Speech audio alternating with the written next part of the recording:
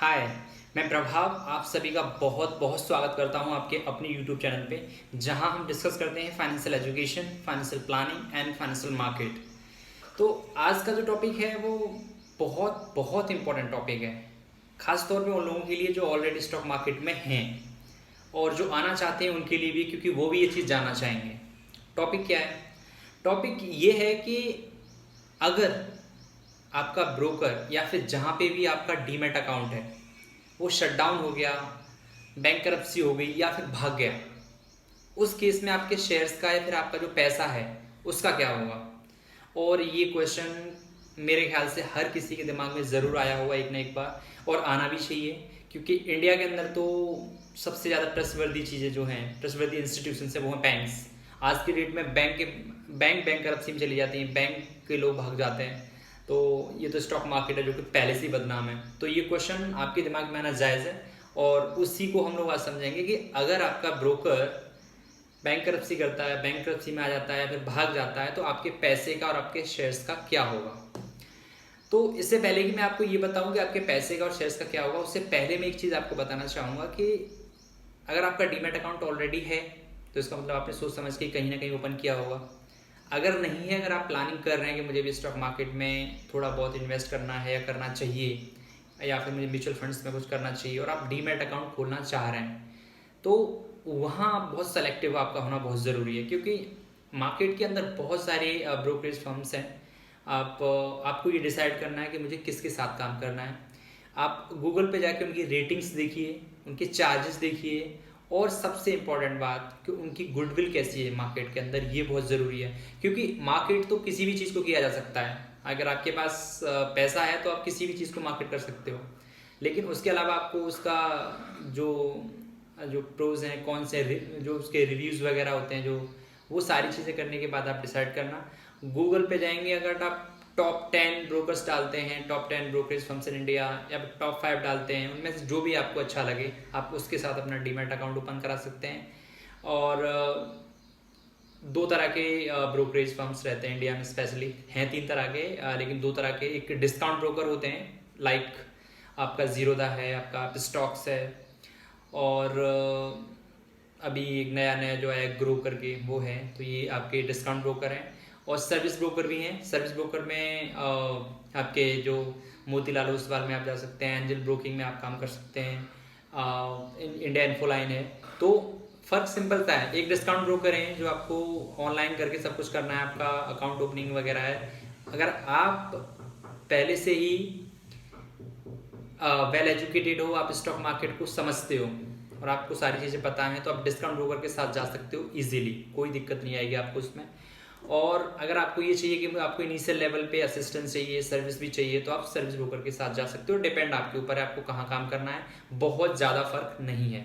जहाँ पे भी आपको सहूलियत लगे आप वहाँ पे अपना डीमैट अकाउंट ओपन करा सकते हैं, और उसके बाद आप स्टार्ट कर सकते हैं। जैसा कि मैंने आपको बोला कि यहाँ आपको चूज ही होना पड़ेगा, क्योंकि यहाँ आपका पैसा इन्वॉल्व है। तो जब भी आप कोई भी ब्रोकरेज फर्म्स या फिर जो भी अपना डीमैट अकाउंट ओपन कराएं, तो एक बार गूगल पे जाके देख लें कौन सी की रेटिंग्स कैसी है, कौन किसका एप्लीकेशन सिस्टम कैसा काम करता है, वो सारी चीज़ें के बाद ही अपना डीमैट अकाउंट ओपन कराएं।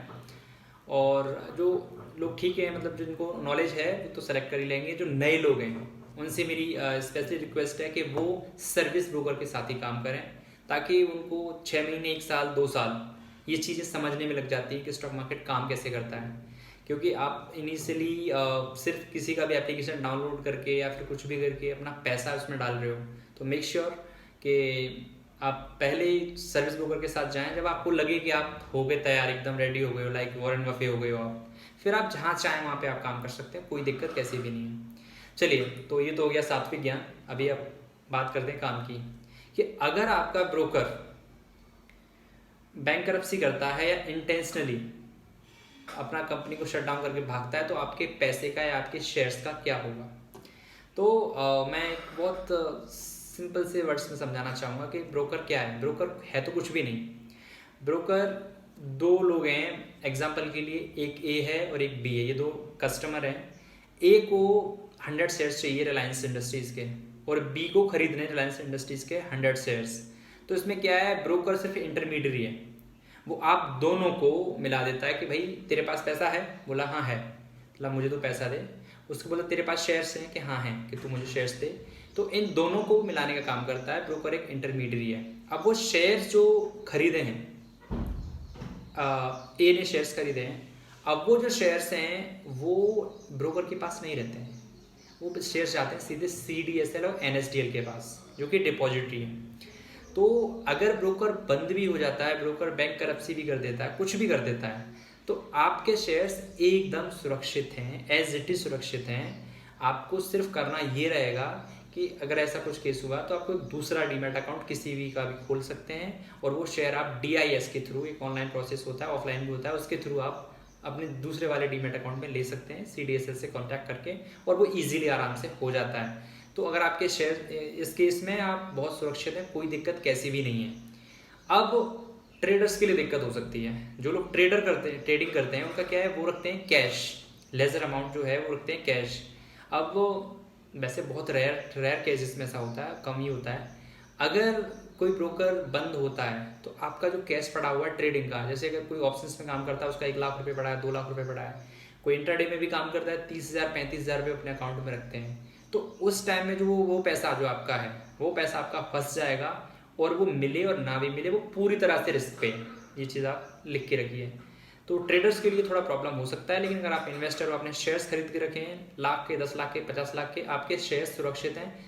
आपको करना क्या है, सिंपल सी चीज़, आपका जो DPID है या फिर आपका क्लाइंट ID है, जो भी है, वैसे भी वो पैन कार्ड से आपका डेटा पूरा फैच हो जाता है CDSL में, लेकिन फिर भी अगर आप चाहें तो वो बेटर रहेगा, अपना DPID या क्लाइंट ID कहीं अपना एक सेफ जगह पे रखिए, अपने लैपटॉप में या अपने मोबाइल में या कहीं पे भी डेटा उसको बना के, वो आपको अगर इन केस हुआ ऐसा, तो वैसे चांसेस बहुत कम है, क्योंकि मुझे नहीं लगता कि ऐसा कभी हुआ है। एक आध बार जो हुआ है 2007-8 में हुआ था, उसके बाद लास्ट ईयर कार्वी के साथ में, वो कार्वी का लेकिन दूसरा खेल था। तो उस चीज़ का आप ख्याल रखिए, आपके शेयर्स एकदम सेफ हैं। जो ट्रेडिंग कर रहे हैं उनको थोड़ी दिक्कत हो सकती है, बाकी आपको टेंशन लेने की कोई ज़रूरत नहीं है। आप जो भी डीमैट अकाउंट ओपन कराएंगे तो वो सिर्फ एक इंटरमीडियरी है, उनका और कोई काम नहीं है, वो शेयर्स उनके पास होते भी नहीं हैं।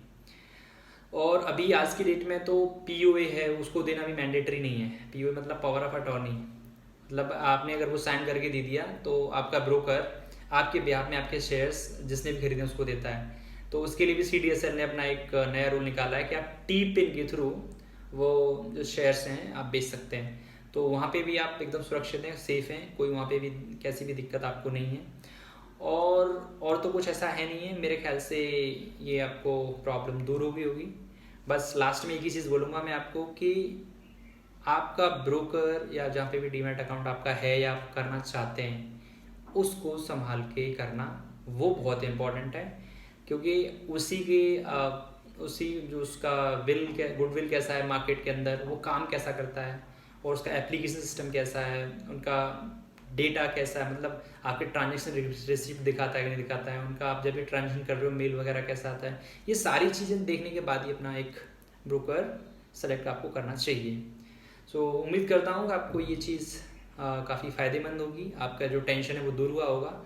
और कुछ रहता है, अगर कुछ ऐसी चीज़ है जो आपको लगता है कि ये और बतानी चाहिए थी, तो आप मुझे कमेंट में बता सकते हैं, मैं उसको आपको सही करने की या फिर आपको उसको इम्प्रूव करने की कोशिश करता हूँ। सो तब तक के लिए ख्याल रखिए अपना। Thank you.